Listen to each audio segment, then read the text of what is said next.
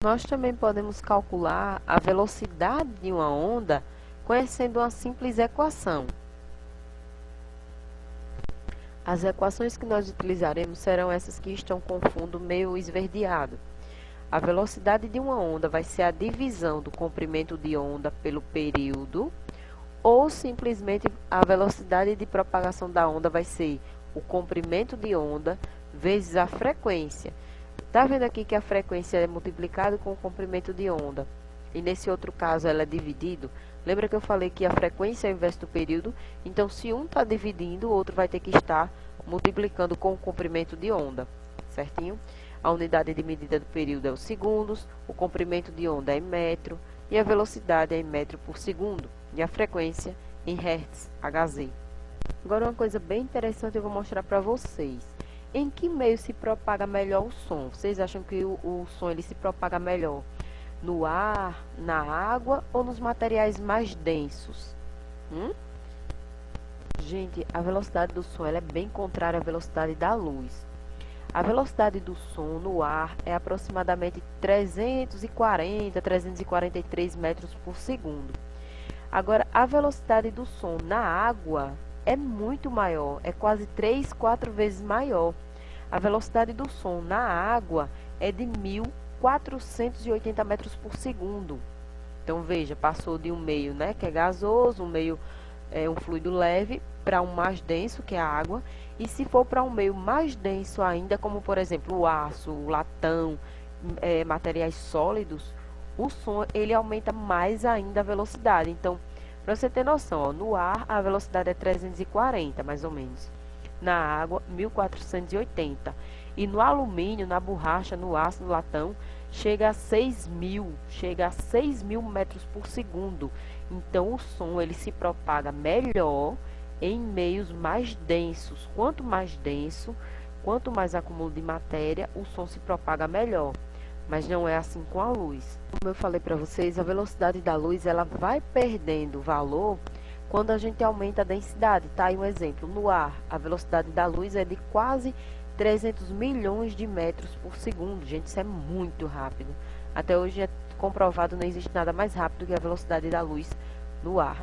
No vácuo, na verdade. No vácuo ela é perfeitamente os 300 milhões. Veja agora na água. Já caiu, é 225, mais ou menos, milhões de metros em um segundo. Agora vamos aumentar a densidade, vamos para o diamante, vamos para um material sólido.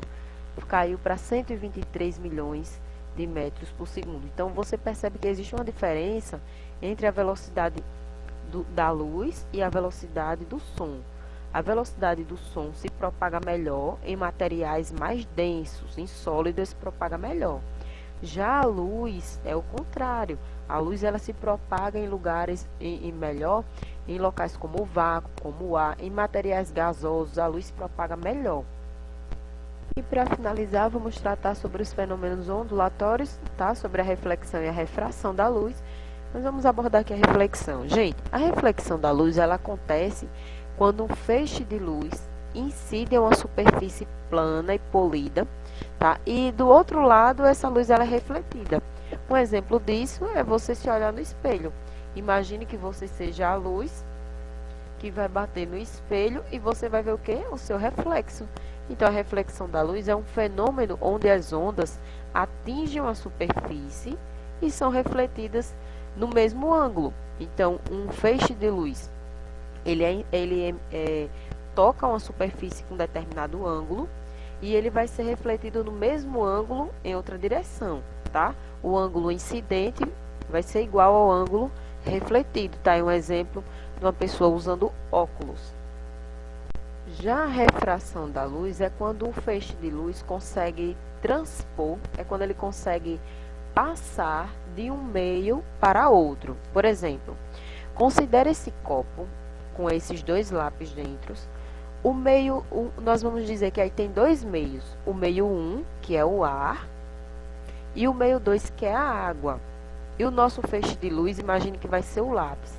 A primeira coisa que você percebe é que ao olhar para o copo, parece que o lápis está distorcido, o lápis está quebrado.